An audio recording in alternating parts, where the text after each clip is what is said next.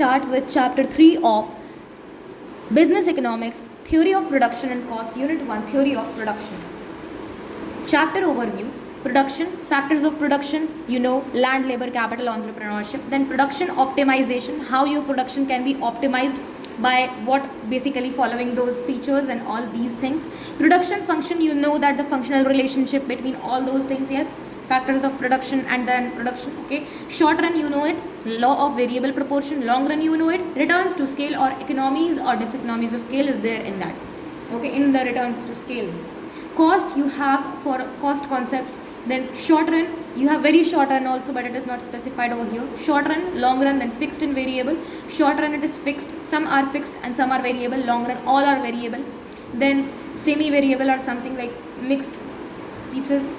Now over here it is given, according to James Bates and J.R. Parkinson, production is the organized activity of transforming resources into finished products in the form of goods and services, and the objective of production is to satisfy the demand of such transformed resources. Okay, now these are the things which are given. For example, a carpenter produces a table. He does not create the matter of which the wood is composed of. He only transforms wood into a table. By doing so, he adds utility. So he is adding what? He is adding utility to the wood which did not have any utility before. So production consists of various processes to add utility to natural resources for gaining greater satisfaction from them by changing the form of natural resources. So you basically change the form of the natural resources, like wood, and then you made furniture, okay. So raw materials, like changing the form of a long wood into a table, changing the form of iron into a machine. This may be called as conferring utility of form. This is called conferring utility of form, changing the form, changing the place of the resources from a place where they are of little or no use, another place where they are of greater use. So extraction from earth, like removal of coal, which is minerals, and then gold and other material which are not no use, which are of no use, and here they are of millions and trillion rupees, and it. So transferring goods from the where they give little or no satisfaction to places where their utility is more. Example, tin in Malaysia is of little use until it is brought to the industrial centers where necessary machinery and technology are available to produce metal boxes for packing, and all these things are given. Making available materials at times when they are not normally available, like harvested food grains are stored for use till next harvest, which is like warehouses. Canning of seasonal fruits is undertaken to make them available during off season, and this one is also called conferring of utility of time. So these utility of time, utility of place, I hope these are the basic concepts which you study in business studies in class 11th only. Making use of personal skills in the form of services, those of organizers, merchants, transport workers, and all these things. So over here you can see in the notes that we have been given 2 units: theory of production, theory of cost. Meaning of production: making or manufacturing or formation, the process of converting inputs or raw materials into final goods and services for satisfying human wants. Production is an economic activity. Who does not know? Does not include work included within household. So because household, you are not it's not economic activity out of love and affection, like mother cooking food for for you, okay, it's not a production. Now James Bates and J.R. Parkinson said production is the organized activity of transforming resources into finished products in the form of goods and services, and the objective of the production is to satisfy the demand of such transformed goods. In production, man uses men, okay, machine, material, time to convert, to satisfy them into final commodities and services to satisfy human wants. Now basically these are the things which I said. So we have place utility, we have time utility, we have form utility, and we have personal utility. So basically 4 types of utilities are there. Production utility. So place utility, extraction of natural resources, the example apple from Kashmir, okay, or you can say gold and mines, or all these things you can say. Time utility, canning of fruits, safe matter, okay, warehouses you use. Form utility, input से output में you change the form of that particular product. जैसे कि आपके पास एक would है, okay, like tree का trunk है, okay, so you basically sharp that, you basically make it available for making it like a piece of table, okay, that is form utility. Change the form, okay, input to output. Personal utility, you add skills, services, and all these things which you have present, so like services of CA, services of manager, etc. Now apart from that, we have been given man cannot create matter, because matter is what? It is formed already, nature. Man utilizes natural things to produce other things, okay, so I hope that it's clear. The term production in economics means creation of a physical product only. So you make physical product only. You are not making any kind of like abstract thing. Okay. Rendering of services only. Now services you will say that it's abstract, but it is not. Basically you are providing services, like that is from also human only. Creation of economic and utilities. Economic utilities you create, and none of the above. Okay. So the term production in economic means production you create, creation of physical product only, rendering of a service only, creation of economic utilities. I think the option 3 will be the answer. I think that's a question. Production is defined as creation of utility in matter. So creation of utility. So this one is the correct one. Factors of production are there: land, labor, capital, entrepreneurship, as I stated. Now over here it is given some of the purposes of activities and all the things which I said. Factors of production. Right now I will be teaching you all. So let us go with this one. Okay, so land. Land is a natural resource like soil, water, air, light, everything comes to land. Now it's a free gift of nature. It is permanent and has indestructible powers. Passive factor, like it has to be given effort for use. Okay, immobile, it cannot be shifted. Okay, it has multiple uses. You can grow crops over there, you can make a building over there, you can do whatever you want with land. Yeah, it is heterogeneous because it differs in fertility and situation. Supply of land is fixed. Yeah, you cannot stretch your land if you want to increase your space. Okay, now supply of land is perfectly inelastic from overall economic point of view. Because why is it perfectly inelastic? You cannot stretch it. Land is limited. Okay, land is relatively elastic from the point of view of a firm or individual. Okay, now land is relatively elastic from the point of firm, यानी कि firm और individual के point of view से अगर देखा जाए तो it is relatively elastic because you purchase if you want. Okay, now over here it is given all the features which I already stated. Land is a free gift of nature. Supply of land is fixed. Land is permanent and has indestructible powers. Now according to Ricardo, land has certain original and indestructible powers, and these properties of land cannot be destroyed, and that is what is known as indestructible. It cannot be destroyed. Land is a passive factor. It's not an active factor. It has to be given some human efforts into it. Land is immobile, like same thing which I said. Land has multiple uses. Land is heterogeneous. Now labor. What is labor? Labor means work, and laborer means worker. So basically clear this concept. Labor means work. You know, labor hard. So it is work hard, and when you say laborer, it is the worker. So it is the physical exertion. It is a physical exertion, skill, intellect and knowledge.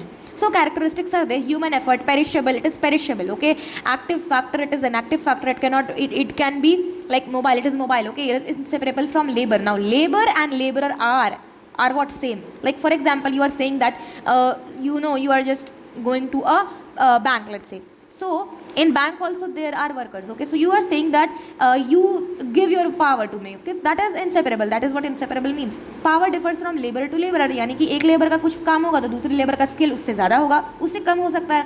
All labour में not be productive. सारे labour हो सकता है productive नहीं हो. कुछ labour हो सकता है अपना काम करे, कुछ लेबर अपना रील्स वगैरह चलाते रहेंगे अपने काम के समय में.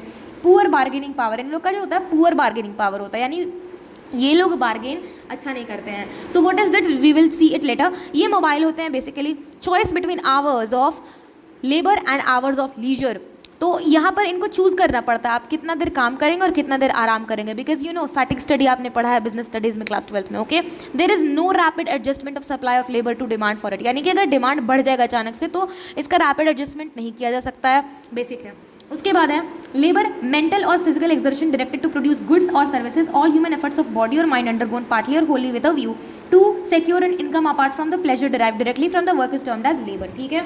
उसके बाद यहाँ पर कैरेक्टरिस्टिक्स है. ह्यूमन एफर्ट होना चाहिए. Labour is perishable. Labour is an active factor. Labour is inseparable from the labour. Labour powers differ from labour to labour. All labour may not be productive. सारे लेबर प्रोडक्टिव नहीं हो सकते, वैसा बताया. Poor bargaining power. Okay, weak bargaining power होता है. Labour has no reserve price. उसका reserve price नहीं होता है, उन लोगों को फिक्स किया जाता है. जैसे कि एक दिन का 500, 2 दिन का, जैसे वेजेस हम लोग कहते हैं. लेबर में वेजेस होता है ना. वर्कर, ऑफिस वर्कर्स में सैलरी होता है. ठीक है. Since labour can not be stored, इनको स्टोर नहीं किया सकते. Labour is compelled to work at wages offered by the employer. जो एम्प्लॉयर ने दाम दिया है उसी पर काम करना है. For this reason when compare to employers labourers have poor bargaining power and can be exploited. इनको एक्सप्लॉइट किया जाता है. Force to accept lower wages. इनको फोर्स किया जाता है कि तुमको हम 500 ही देंगे, करना है करो नहीं तो जाओ. अब क्योंकि वो मजबूर हैं, उनको खाना खाना है तो that is why they accepted.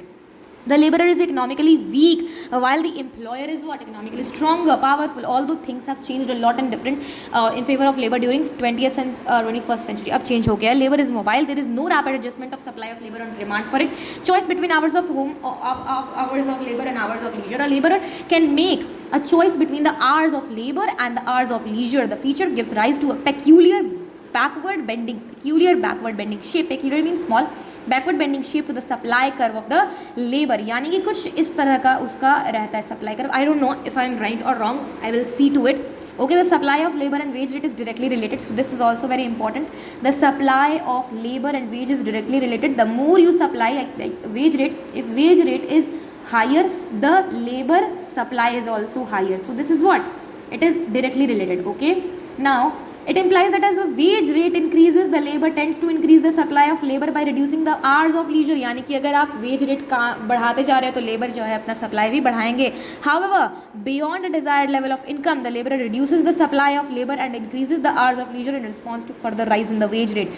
That is, he prefers to have more of rest and leisure than earning more money. यानी कि अगर उसका मन कर गया कि आप उसको बढ़ा करके पैसा कितना भी दे दो, वो leisure प्रेफर करेगा. तो I hope that it's clear. Capital अब पढ़ते हैं हम लोग. तो कैपिटल क्या होता है बेसिकली? अब जो प्रोप्राइटर वगैरह जो लाता है बिजनेस में उसको हम लोग कैपिटल कहते हैं. अकाउंट से you know it. Okay. Property और wealth used in production, raw material and machine etcetera. So part of wealth used in production, capital is produced mean of production by man. It is a stock concept. So it is very important. Capital क्या है? Stock concept. इसका types होता है. Fixed capital होता है, circulating capital होता है, real में टैंजिबल कैपिटल होता है. रियल यानी कि टैंजिबल कैपिटल होता है. ह्यूमन कैपिटल होता है, tangible capital which I told you, जो कि सेम टाइप का लगता है साउंड. इंडिविजुअल कैपिटल और सोशल कैपिटल. तो यहाँ पर दिया हुआ है कैपिटल के जो टाइप्स हैं वो. So we will be seeing it one by one. अब हम लोग यहाँ पर देखते हैं फिक्स्ड कैपिटल क्या होता है. Fixed capital is that which exists in a durable shape and renders a series of services over a period of time. For example tools, machines etcetera. Circulating capital another form of capital which performs its function in production in a single use and it is not available for further use. Further use के लिए available नहीं होता. Which forms, for example seeds, fuel, raw materials etcetera. Real capital refers to physical goods such as building, plant, machines etcetera. ठीक है. Real capital हम लोग बोल रहे हैं. Okay. Human capital refers to the human skill and ability. This is called human capital because good deal investment goes into creation of these abilities in humans. Tangible capital can be perceived by senses, whereas tangible capital can be perceived by senses, whereas intangible capital is in the form of certain rights and benefits. जैसे कि copyright, patents, trademarks है ना. Examples दिया हुआ है which is given. Individual capital is personal property होता है, owned by individual, group of individuals. ठीक है. Individual capital होता है. Social capital is what belongs to the society as a whole in the form of roads, bridges. ये सब social capital होता है. You cannot exploit it. Okay. It is not yours only. Okay. Capital formation क्या होता है? Capital formation means a sustained increase in the stock of real capital in the country. Sustained increase in the stock of real capital in the country. In other words, capital formation involves production of more capital goods like machine tools. अब capital goods क्या होते हैं basically? Capital goods ऐसे goods होते हैं जो machine का production करते हैं. नाइस. ओके. फॉर एग्जाम्पल आपने देखा होगा कि जो बुलडोज़र होता है. ओके. बुलडोज़र का तो एक मशीन ही है, लेकिन वो मशीन को बनाने के लिए एक मशीन होता है ना. तो वो जो मशीन बनाने के लिए जो मशीन होता है उसको हम लोग कहते हैं कैपिटल गुड्स. अब ये जो चीज़ है इंडिया में कहा जाता है कि ये जो कैपिटल गुड्स का कमी हो रहा है तो हमें कैपिटल गुड्स को बढ़ाना होगा. ठीक है. तो यही हम लोग बताते हैं कि जैसे कि इन like machine tools, factories, transport equipments, electricity which are use for further production of goods which I stated earlier. So capital formation is known as investment. ये इन्वेस्टमेंट होता है which who does not know. The need for capital formation or investment is realized not merely for replacement and renovation. ये सिर्फ replacement और renovation के लिए नहीं होता है, but creating additional productive capacity. Okay. In order to accumulate capital goods, some current consumption has to be sacrificed. आपको कुछ current consumption sacrifice करना पड़ेगा, saving start करना पड़ेगा, current income are to be made. Saving are also be channelized into productive investment. The greater the extent that people are willing to abstain from present consumption, the greater the extent of saving and investment. यानी कि जितना आप consumption कम करोगे उतना saving बढ़ेगा. ठीक है. Which is what it says. ठीक है. Devote a new capital formation. If a society consumes all what he produces, it saves nothing. The future productive capacity of the economy will fall and the present capital equipment wears out. In other words, if the whole goods are made, if the whole of the present capacity is used to produce consumer goods and no new capital goods are made, production of consumer goods in the future will greatly decline. ठीक है. It is prudent to cut down some of the present consumption and direct part of it in making the capital goods such as tools and instruments, machines and transport facilities, plant and equipment, etc. Higher rate of capital formation will enhance production and productive capacity, increase in efficacy of production efforts, accelerate economic growth. So it accelerates economic growth and add to opportunities for employment. Stages क्या होते हैं capital formation के? There are mainly 3 stages of capital formation which are as follows. या तो saving करो, saving के बाद आप mobilization saving करो, save करोगे तो उसको क्या करोगे? आप रखे रहोगे, that is wastage of money. हम लोगों ने पढ़ा है business studies में, okay? That is a wastage of money, ठीक है? Idle money is a wastage of money, ठीक है? Mobilization यानी यूज करो सेविंग्स को, ठीक है? इन्वेस्टमेंट में लगाओ, ठीक है? Let us see the basic factor of which formation of capital depends is the ability to save. The ability to save depends upon the income of an individual. Higher income are generally followed by higher savings. This is because with an increase in income, the propensity to consume comes down and the propensity to save increases. तो okay, यानी कि अगर आपका जो income है, income increase कर रहा है तो propensity to consume जो वो नीचे आ जाता है, propensity to save increases. This is true not only for an individual but also for the economy as a whole. A rich country has greater ability to save and thereby can get richer quickly compared to a poor country which has no ability to save and therefore has limited capacity for growth in national income given the capital output ratio. Okay, it is not only the ability to save but the willingness to save also counts a great deal. Willingness to save depends upon the individual's concern about his future as well as upon the social setup, okay, in which he lives. If an individual is far-sighted and wants to make his future secure, he will save more. Moreover, the government can enforce compulsory savings. Unemployed people by making insurance and provident fund compulsory. यानी कि आपने insurance और provident fund वगैरह आपने सुना होगा जो government provide करते हैं ना, EPF, एम्प्लॉय प्रोविडेंट फंड, ठीक है? तो वो बेसिकली क्या होता है? प्रोविडेंट फंड ना बेसिकली आप ना एम्प्लॉय के केस में होता है, उसका पूरा लाइफ टाइम जब वो काम करता है उसमें ना थोड़ा थोड़ा कंपनी जो उसके सैलरी में से ही कट करके थोड़ा थोड़ा जोड़ता है और जब काम खत्म हो जाता है ना, यानी कि वो एम्प्लॉयमेंट से निकल जाता है तो उसको वो दे देता है, उसे कहते हैं एम्प्लॉय प्रोविडेंट फंड. तो एक तरह का सेविंग ही हुआ. Government can also encourage saving by allowing tax deduction of income saved, यानी कि इनकम आपने जो सेव किया उसका आप टैक्स डिडक्ट कर सकते हैं. In recent years business community saving and government saving are also becoming important. Mobilization of saving. It is not enough that people save money. The saved money should enter into circulation. Circulation may allow facilitate the process of capital formation. Availability of appropriate financial products and in institutions is necessary precondition for mobilization of savings. There should be a widespread of network of banking and other financial institution to collect public savings and to take them into prospective investors. ठीक है? Prospective investors को दो, यानी कि जिसको need है money का, आप उसको मनी दो. आप मनी रखे रहोगे तो गलत बात है ना.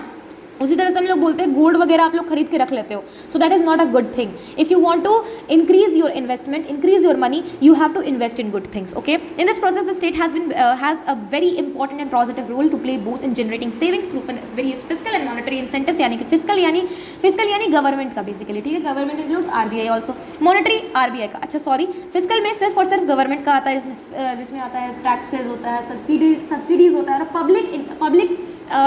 पब्लिक एक्सपेंडिचर होता है, ठीक है? मॉनेटरी इंसेंटिव में आ जाता है RBI में हम लोग पढ़ते हैं क्वालिटेटिव क्वांटिटेटिव, ठीक है? मोरल सुएशन होता है ना, ओपन मार्केट ऑपरेशन में सेलिंग करते हैं गवर्नमेंट बॉन्ड्स का, है ना? Repo rate, reverse repo rate, bank rate, है ना? All these things we will be seeing further. And in channelising the savings toward priority needs of the community so that there is not only capital generation but also socially beneficial type of capital formation. आपको socially beneficial type of capital formation करना है. Investment क्या होता है? Capital formation का process है which gets completed with the real savings get converted into real capital asset. यानी कि आपका जो रियल सेविंग्स है, जो आप सेव कर रहे हो, वो रियल कैपिटल एसेट्स में कन्वर्ट हो जाए. An economy should have an entrepreneurial class which is prepared to bear the risk of business and invest savings in productive avenues so as to create new capital assets. आपको new capital assets बनाना है तो आपको invest saving in productive avenues में invest करना होगा. आप अच्छे इन्वेस्टमेंट सर्च करो और अपना जो सेविंग्स है उसको आप यूज करो उस सेविंग इन्वेस्टमेंट में डालने के लिए. एंटरप्रेन्योर के बारे में पढ़ते हैं. एंटरप्रेन्योर क्या होता है? बेसिकली ये एक ऑर्गेनाइजर होता है, मैनेजर होता है, जो कि रिस्क टेक करता है, इसलिए रिस्क टेकर होता है ना. इससे फैक्टर देखते हैं कि कौन से डिपेंड करता है. तो mobilises other factors of production. तो ये एक ऐसा फैक्टर जो और सब फैक्टर पे काम करता है. Entrepreneur is the only factor which mobilises all the other factors. यानी कि एंटरप्रेन्योर लैंड लेबर कैपिटल को और एनहांस करता है, उसको वर्क में लाता है. Combines them in right proportion. अब राइट प्रोपोर्शन में भी लाना है, इसका काम है, एंटरप्रेन्योर का काम है. यानी कि कितना कैपिटल लगाना है, कितना लेबर चाहिए, कितना लैंड चाहिए, this is the decision of home entrepreneur. Okay, initiates the process of production and bears risks involved in it. तो ये इनिशिएट करता है ना, प्रोसेस इनिशिएट करता है. आपने प्रोमोटर के बारे में सुना होगा. प्रोमोटर कंपनी फॉर्म करता है. एंटरप्रेन्योर क्या फॉर्म करता है? एंटरप्रेन्योर अपना बिजनेस सेटअप करता है, ठीक है? तो वो प्रोसेस में लाता है, प्रोडक्शन स्टार्ट करता है ना, रिस्क बेयर करता है. रिस्क कौन बेयर करता है? ये बेयर करता है. सोल प्रोप्राइटरी के केस में देते हैं अनलिमिटेड होता है उसका क्या, अनलिमिटेड होता है उसका लाइबिलिटी। ओके, इसका फंक्शंस क्या होता है, फंक्शंस उसका देखते हैं। Initiating business enterprise and resource coordination, risk bearing of or uncertainty bearing, innovation, most important functions. ठीक है, now no two pieces of land are alike or same, they differ in fertility and situations. This is your heterogeneous function. Okay, apart from that, capital formation is the process which I said, increase करना, sustained increase in the stock of real capital in the country, यानी कि आप ना अपने real savings को आप कर रहे हो रियल कैपिटल में convert, which I read it earlier.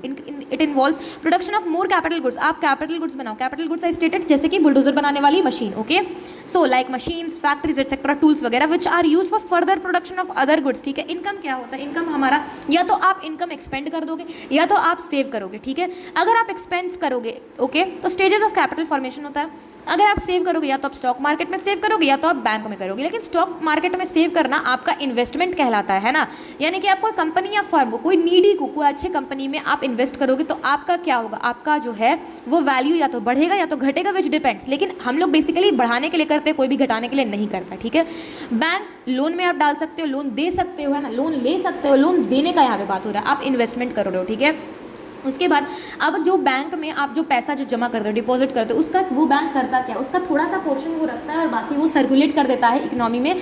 आपके जो चीज़, आपका जो मनी है उसको वो यूज़ करता है टू गिव अदर लोन। ठीक है, अब हाँ वो बात अलग है कि आपको इंटरेस्ट रेट मिलेगा कम पे, लेकिन जो दूसरे लोग लोन लेंगे उनको मिलेगा इंटरेस्ट ज़्यादा पे। इसमें बैंक का फायदा होता है और बैंक को ज़्यादा पैसा मिलता है। ठीक है, अब आपका स्टेजेस क्या होता है कैपिटल फॉर्मेशन का, आप सेव करोगे, मोबिलाइजेशन ऑफ सेविंग होगा और इन्वेस्टमेंट होगा। रिस्क क्या होते हैं, रिस्क होते हैं किसके, एंटरप्रेन्योर के रिस्क होते हैं, बिजनेस रिस्क होते हैं, जैसे सक्सेस हो सकता है या तो फेल हो सकता है। हम लोग अभी एंटरप्रेन्योर के रिस्क के बारे में बात कर रहे हैं, या तो बिजनेस रिस्क सक्सेस होगा या तो फेल होगा, फाइनेंशियल रिस्क होगा, डेट होगा या तो रीपे करना होगा, टेक्नोलॉजिकल रिस्क, टेक्नोलॉजी की कमी हो सकता है। No risk can be calculated insurance के माध्यम से। ठीक है, uncertainty can not be calculated. Now risk जो है वो हम लोग कैलकुलेट कर सकते हैं, लेकिन जो अनसर्टेन चीज़ है वो कैन नॉट बी कैलकुलेटेड। अब रिस्क हम लोग बात कर रहे हैं, रिस्क जैसे कि हम लोग बात कर रहे हैं कि ग्रोइंग AI। ठीक है, AI जो है वो यूज़ में आ रहा है, तो इसका रिस्क किस पे पड़ेगा, रिस्क इस पे पड़ेगा जो AI का यूज़ नहीं कर रहे हैं, तो हम लोग इसको कैलकुलेट कर रहे हैं। लेकिन अनसर्टेनिटी हो गया बिल्कुल नया, कोविड आ गया, कोविड-19। ठीक है,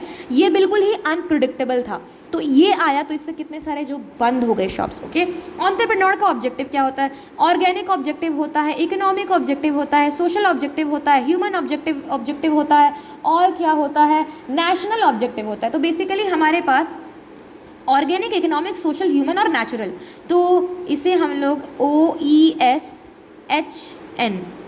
ठीक है, या तो हम लोग ओशियन लिख सकते हैं, इसे OSHEN, ओशन। ठीक है, तो 1 2 3 4 5, 1 2 3 4 5, I think this one is suitable. तो हम लोग ऑर्गेनिक ऑब्जेक्टिव होना चाहिए, सोशल ऑब्जेक्टिव होना चाहिए, ह्यूमन ऑब्जेक्टिव होना चाहिए, इकोनॉमिक ऑब्जेक्टिव होना चाहिए, नेशनल ऑब्जेक्टिव होना चाहिए। ऑर्गेनिक ऑब्जेक्टिव यानी survival, growth, expansion, fitness of employees, organic चीज़ें। ठीक है, इकोनॉमिक ऑब्जेक्टिव यानी प्रॉफिट, यानी कि अर्निंग अपना बढ़ाना। Social objective related to society, like supply of in unadulterated goods, है ना, एम्प्लॉयमेंट क्रिएशन। ठीक है, आप बहुत अच्छा सामान आप प्रोवाइड करोगे तो वो आपका सोशल ऑब्जेक्टिव हो सकता है। आपका जो बिजनेस का ऑब्जेक्टिव है वो है कि किसी लोगों को परेशान ना करना, उनसे सही प्राइस चार्ज करना, सोशल ऑब्जेक्टिव होगा। Human objective, employees like fair deal to employ, develop new skills and abilities. ठीक है, नेशनल ऑब्जेक्टिव्स यानी towards nation, like produce according to the nation's requirement. ठीक है, यानी कि नेशन को क्या चाहिए वो आप प्रोड्यूस करो। ठीक है, that is what it is says. ठीक है, यहाँ पे पढ़ते हैं, लिखा हुआ है, having explain the 3 factors namely land, labour, capital, we now turn to the description of the 4th capital which is all these things. Functions क्या होते हैं एंटरप्रेन्योर के, entrepreneur performs the following functions, initiating business enterprise and resource coordination which I said, I hope it's clear, risk bearing of or uncertainty bearing which is what I said earlier, और innovation. तो 3 basic factors होते हैं, 3 basic factors होते हैं। आप initiate कर सकते हो बिजनेस एंटरप्राइज और रिसोर्स का कोऑर्डिनेशन कर सकते हो, आप रिस्क बेयर कर सकते हो, अनसर्टेनिटी बेयर कर सकते हो नहीं, आप सिर्फ रिस्क बेयरिंग कर सकते हो और uncertainty can not be beared, which is what it is written. Yes, uncertainty can not be calculated. Over here you will be seeing कि uncertainties are different from risks in the sense that they cannot be insured against, therefore entrepreneur has to bear them. ठीक है, genuine business uncertainties such as change in taste preferences, है ना, cannot be foreseen or insured against. यानी कि अगर change हो गया test में, जैसे कि बैगी जीन्स, ठीक है, दिस विच वॉज अनप्रिडिक्टेबल, और आज उसका जो ट्रेंड है वो बढ़ता जा रहा है बैगी क्लोथ्स का, okay. Thus an entrepreneur earns profit because he bears uncertainty and dynamic economy. Dynamic मतलब चेंज करने वाला, जो आप चेंज कर सकते हो, आप चेंज कर सकते हो अपना जो सिस्टम है, then it is fine and good. Where changes occur every day, where while nearly all functions of an entrepreneur can be delegated or entrusted with paid managers, risk bearing cannot be delegated to anyone. Risk bearing is the most important function of an entrepreneur, यानी कि अगर innovation करेगा तो उसको risk को भी bear करना पड़ेगा। Innovation, you know, according to Schumpeter के अनुसार the true function of an entrepreneur is to introduce innovations. Innovation refers to the commercial application of new ideas or invention to better fulfillment of business requirement. Now this needs to be stated according to Schumpeter. So according to Schumpeter, the true function of an entrepreneur is to introduce innovation. Apart from that, we have been given enterprise objective and constraints. So we have been written the mnemonic ocean, okay.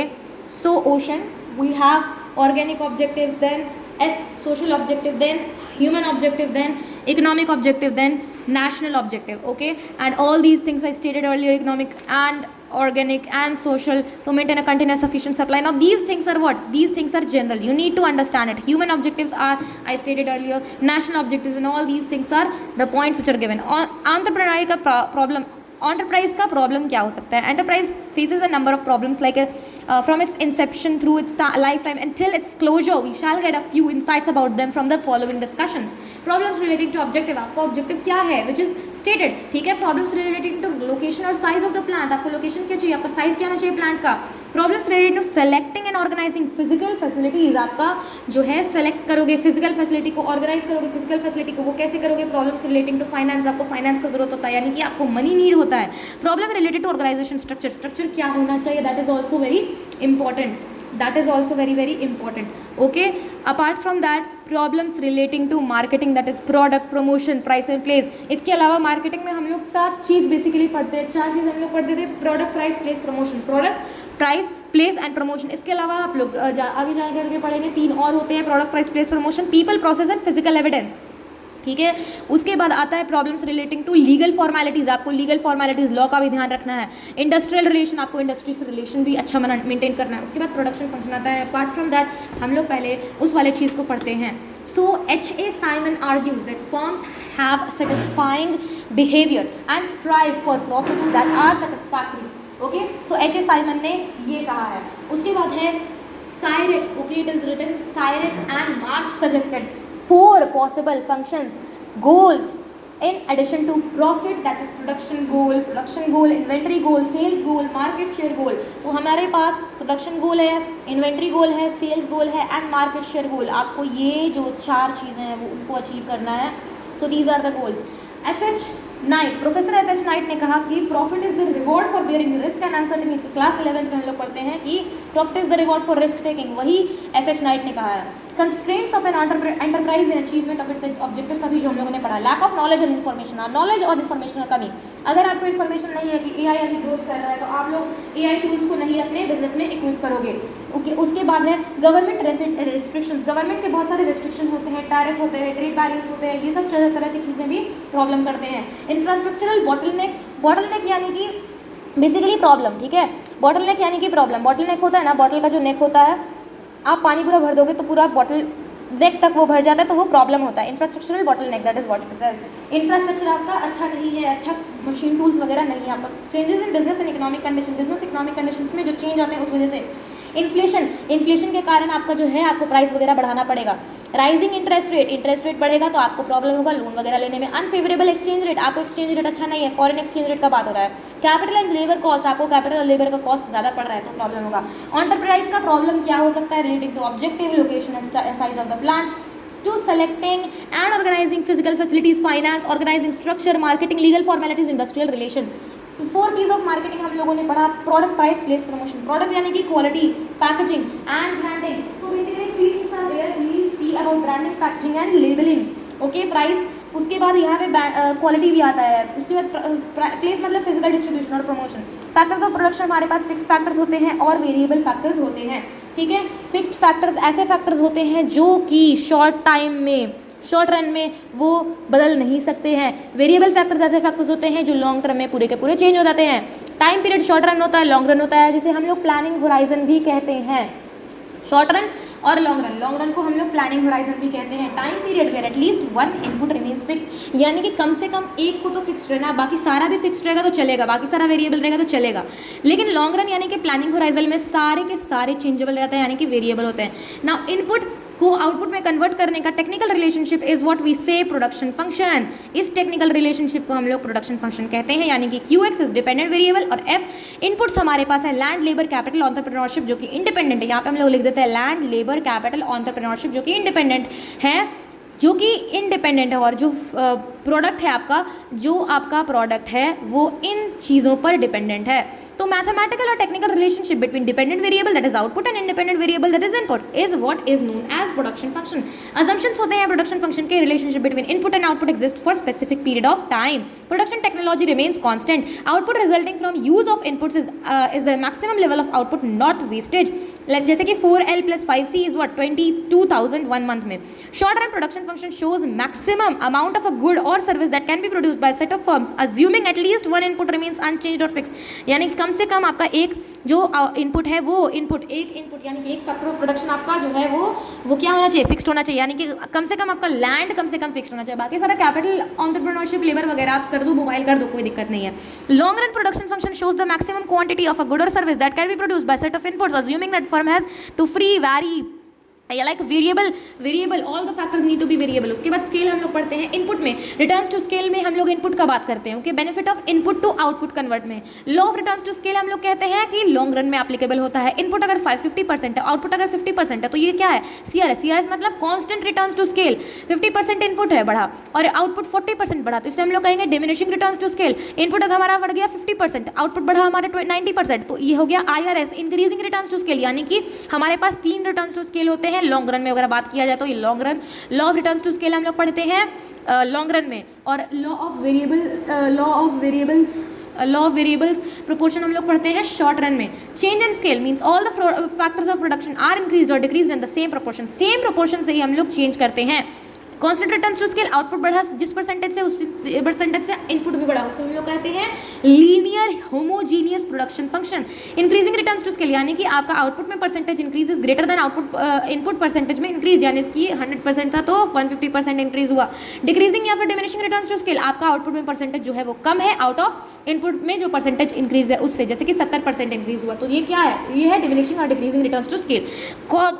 Cope Douglas production function को हम लोग define करते हैं QX is equal to K into L की power A C की power 1 - A, यानी कि अगर हम लोग लेबर को 75% ले रहे हैं तो 1 - 75% यानी कि 25% हमारा C की पावर होगा, यानी कि अगर हम लोग लेबर 75% ले रहे हैं तो कम से कम कैपिटल 25% होना चाहिए।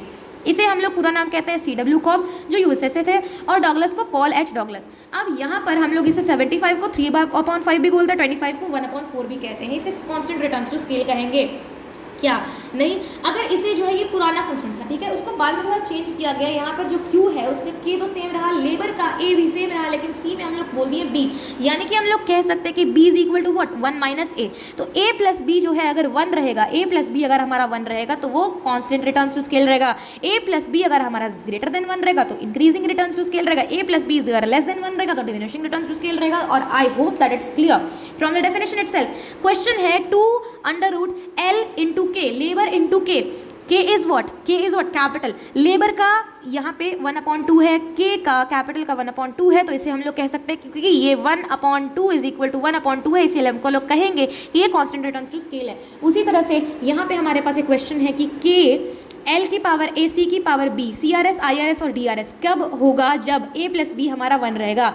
अगर हमारा ये A प्लस B सेम रहेगा 1 के तो कांस्टेंट रिटर्न्स टू स्केल रहेगा, ग्रेटर देन 1 रहेगा इंक्रीजिंग रिटर्न्स टू स्केल रहेगा, लेस देन 1 रहेगा डिमिनिशिंग रिटर्न्स टू स्केल रहेगा। शॉर्ट रन का बात करते हैं तो one factor of input remains constant fixed, it has to be fixed, okay. Capital हमारा मान लो फिक्स है और लेबर हमारा वेरिएबल अगर मान लो तो आउटपुट यानी टोटल प्रोडक्शन क्या होगा, कैपिटल हमारा सेम रह रहा है, लेबर हमारा 0 से 1 2 बढ़ रहा है, आउटपुट यहाँ पे देखो 1 यहाँ पे 0 हो गया, ठीक है। 1 यहाँ पे आउटपुट हमारा 100 हो गया, ठीक है, यहाँ पे 250 हो गया। तो यहाँ पे मार्जिनल प्रोडक्ट क्या कहते हैं, एडिशनल प्रोडक्ट, ठीक है, when change in what, labour, ठीक है। तो इसमें यहाँ पे 100 का चेंज, यहाँ पे कितना 150 का चेंज। अब हम लोग ना जब बात करते हैं एमपी का तो TPN माइनस TPN माइनस 1 और दूसरा फंक्शन फॉर्मूला है delta TP upon delta L।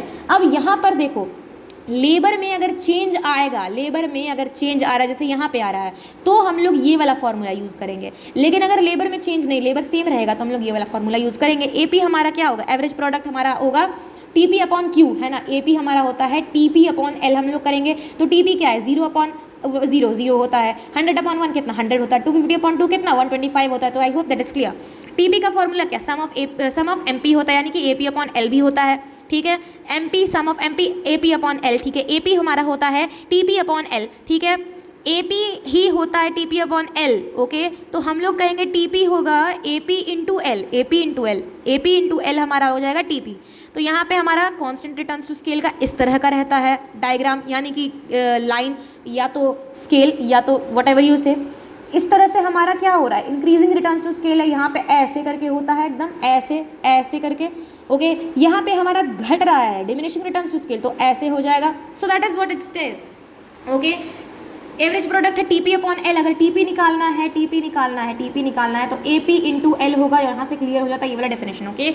यहाँ पे MP का फॉर्मूला दिया हुआ है which you all know. MP है 100 200 300 200 है 100 और 0 और माइनस 100 100। तो L है हमारा 1 2 3 4 इस तरह से बढ़ रहा है। TP हमारा क्या होगा L इंटू M, नहीं हमारा ये ऐड होते रहेगा 100 100 plus 200 300 300 plus 300 600 600 plus 200 600 plus 200 800 800 plus 100 900 900 plus 0 900 900 plus minus 100 80 नहीं 800 होगा। तो टोटल प्रोडक्ट क्या हो रहा है यहाँ पे इंक्रीज हो रहा है, इसे हम लोग कहेंगे इंक्रीजिंग रिटर्न्स टू स्केल। यहाँ पे हम लोग कहेंगे क्या, इसे हम लोग कहेंगे यहाँ पर ये भी इंक्रीज कर रहा है, लेकिन यहाँ पर जो है यहाँ पर हमारा जो है कांस्टेंट रिटर्न्स टू स्केल हो जाएगा, यहाँ पर हमारा जो है डिमिनिशिंग रिटर्न्स टू स्केल होगा।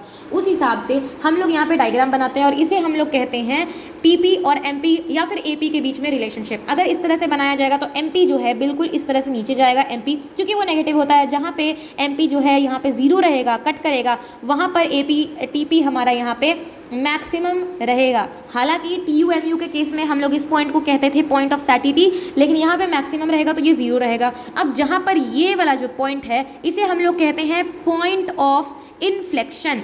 पॉइंट ऑफ इन्फ्लेक्शन इसे हम लोग कहते हैं। पॉइंट ऑफ इन्फ्लेक्शन इसलिए कहते हैं क्योंकि ये एक पॉइंट है जहाँ पर TP जो है इंक्रीज करता है, इंक्रीजिंग रिटर्न से, इंक्रीजिंग रेट ऑफ स्केल से वो बंद कर देता है और थोड़ा थोड़ा धीरे धीरे बढ़ने लगता है इंक्रीजिंग रिटर्न, ठीक है, इंक्रीजिंग रेट ऑफ इंक्रीज से, ठीक है। तो वो कम कर देता है और धीरे धीरे बढ़ने लगता है। इस प्रोडक्ट इस पॉइंट पे आ करके वो बढ़ना बंद कर देता है और यहाँ से घटने लगता है, ठीक है। यहाँ पे जो है इसका अगर बात किया जाए 100 से ले करके अगर हम लोग 600 800 का बात करेंगे, 900 का बात करेंगे, तो यहाँ पर जो है इतना का 100 300 600 यहाँ पर एकदम इंक्रीजिंग रिटर्न्स टू स्केल है। उसके बाद भी बढ़ रहा है 800 900 भी बढ़ा, लेकिन ज़्यादा जोर से नहीं बढ़ा, जल्दी नहीं बढ़ा, धीरे धीरे बढ़ा, उसे हम लोग कहेंगे। और यहाँ पर एकदम घट गया, जब MP नेगेटिव में जाता है तो TP हमारा फॉल करता है, ओके। उसके बाद हमारा एवरेज प्रोडक्ट जहाँ पे कट करेगा, कहाँ पे, जहाँ पे मैक्सिमम रहेगा MP AP को तब कट करेगा जहाँ पे हमारा मैक्सिमम रहेगा AP। उसके बाद हमारे पास MP AP का रिलेशनशिप है, MP is equal to AP at its maximum point, यानी कि AP का मैक्सिमम पॉइंट यही है जहाँ पे MP कट करेगा, MP cuts AP at its maximum point. MP is greater then AP, तो AP राइजेज, यहाँ पे AP राइज कर रहा है। MP is less than AP, तो AP फॉल्स। उसके बाद हमारे पास है लॉ ऑफ वेरिएबल प्रोपोर्शन या फिर law of diminishing return. The law states that as we increase the quantity of one input which is combined with other fixed input, the marginal physical productivity of the variable input must eventually decline. यानी कि law of variable proportion या फिर law of diminishing returns to scale हमारा कहता है, diminishing returns to scale नहीं कहता है, डिमिनिशिंग रिटर्न्स कहता है कि अगर हम लोग क्वांटिटी ऑफ एक आउटपुट का क्वांटिटी बढ़ाते जाएंगे तो एक ऐसा समय जरूर आएगा जब सब कुछ फिक्स्ड है, लेकिन हम लोग एक कमोडिटी का जो एक इनपुट का जो क्वांटिटी है वो बढ़ाते जा रहे हैं। एक समय आएगा कि जो मार्जिनल प्रोडक्ट है, marginal physical productivity of the variable, एक समय आएगा कि वो डिक्रीज करेगा। अब मान लो हमारा जो लैंड है, लैंड हमारा फिक्स्ड है, हम लोग एक लेबर लगाएं, फिर हम लोग 2 लेबर लगाएं, इस तरह से करते करते हम लोग 100 लेबर लगा दिए। अब एक ही बार 100 आदमी काम कर रहा है इस पर्टिकुलर जगह पे, तो वहाँ पे कशमकश होगा, वहाँ पे काम करने का जगह नहीं होगा, लोग यहाँ से भाग जाएंगे, लोग यहाँ पे अपना रील्स वगैरह चलाने लगेंगे, लोग यहाँ पे काम नहीं करेंगे बल्कि दुनिया का सारा काम करेंगे। This is what law of variable proportion या फिर law of diminishing returns states. यहाँ पर हमारे पास 3 बेसिक स्टेजेस होते हैं, स्टेज ऑफ होते हैं। ये मैंने बताया जैसे कि पॉइंट ऑफ इन्फ्लेक्शन जिसे हम लोग कहते हैं, यहाँ पर इंक्रीजिंग रिटर्न्स रहता है। इंक्रीजिंग रिटर्न्स चाहे यहाँ पर बहुत तेज़ी से बढ़ रहा है, यहाँ पर थोड़ा धीरे धीरे बढ़ रहा है लेकिन बढ़ रहा है, इसीलिए हम लोग इसे कहते हैं इंक्रीजिंग रिटर्न्स। ये वाला जो पॉइंट है जहाँ पर एपी और एमपी ने इंटरसेक्ट किया, ये हमारा इंक्रीजिंग रिटर्न हो गया, यानी कि फर्स्ट वाला पॉइंट। यहाँ पर AP is less than MP, AP जो है हमारा कम है एपी से, एमपी से। ओके, अपार्ट फ्रॉम दैट यहाँ पर अगर देखा जाए सेकंड वाले में इसे स्टेज ऑफ ऑपरेशन हम लोग कहते हैं, जहाँ पे कांस्टेंट रिटर्न्स रहता है। यहाँ पर 900 ये वाला सिनेरियो यहाँ पर लाई करता है, जहाँ पे दोनों 900 है। Constant stage, constant rate of return, ठीक है। यहाँ पर कांस्टेंट रेट रहता है क्योंकि यहाँ पे AP is greater then MP, इस वाले में भी और इस वाले में भी, दोनों। थर्ड वाला होता है नेगेटिव स्टेज, यहाँ पे जब एमपी फॉल कर देता है यानी नेगेटिव हो जाता है, एपी फॉल कर जाता है। इसे हम लोग कहते हैं फर्स्ट और थर्ड को हम लोग कहते हैं स्टेज ऑफ अब्सर्डिटी और नॉनसेंस, क्योंकि हमारा मेन जो है वो सेकंड स्टेज जो है वो इम्पॉर्टेंट रहता है। ये हमारा इसलिए इम्पॉर्टेंट रहता है क्योंकि जो लोग भी प्रोडक्शन कर रहे हैं वो मैक्सिमम प्रोडक्शन करना चाहते हैं अपने कॉस्ट, अपने पूरे के पूरे इनपुट से। So basic thing is first और थर्ड को हम लोग कहते हैं स्टेज को स्टेज ऑफ अब्सर्डिटी या फिर नॉनसेंस। इन दोनों का कोई काम ही नहीं, ये वाला मेन इंपॉर्टेंट है, ये वाला जो है हमारे लिए इंपॉर्टेंट है for labours also, for workers also. Stage 1 increase quantity of fixed factors in relation to variable, division of labour and increase in efficiency and specialisation. Stage 2 होता है indivisible factor, fixed factor is working too hard, imperfect factor, substitutability of labour and capital. Stage 3 में quantity of variable factor is too excessive, बहुत ज़्यादा excessive हो जाता है variable factor, labour आपने इतना बढ़ा दिया कि अब फॉल करने लग गई। लैंड वाला example low, is iso quants होते हैं हमारे सेम या equal quantity, equal product curves, ठीक है, आइसो क्वांट, ठीक है। इसे आप लोग देख रहे हैं, ये हमारा थोड़ा थोड़ा कॉन्वेक्स कर्व, ये हमारा इंडिफरेंस कर्व जैसा लग रहा है, iso quant. Equal product curves यानी कि प्रोडक्शन हर एक पॉइंट पे इक्वल प्रोडक्शन होगा, और इंडिफरेंस कर्व वाले केस में क्या होता था, इंडिफरेंस कर्व वाले केस में ऑफ द कंज्यूमर, ये अगर आईसी का बात हो रहा है, हर पॉइंट पे same level of satisfaction, same satisfaction, हम लोग यहाँ पर सेम सेटिस्फैक्शन का बात करते थे, बट यहाँ पर हम लोग आइसो क्वांट के केस में हम लोग बात कर रहे हैं कि प्रोडक्शन सेम प्रोडक्शन होगा, इक्वल प्रोडक्ट कर्व होगा या फिर आइसो प्रोडक्ट होगा, ठीक है। इसे हम लोग आइसो कर्व भी कहते थे, इसे हम लोग इंडिफरेंस कर्व भी कहते हैं, तो हम लोग आइसो क्वांट बोल रहे हैं। This is what it stage.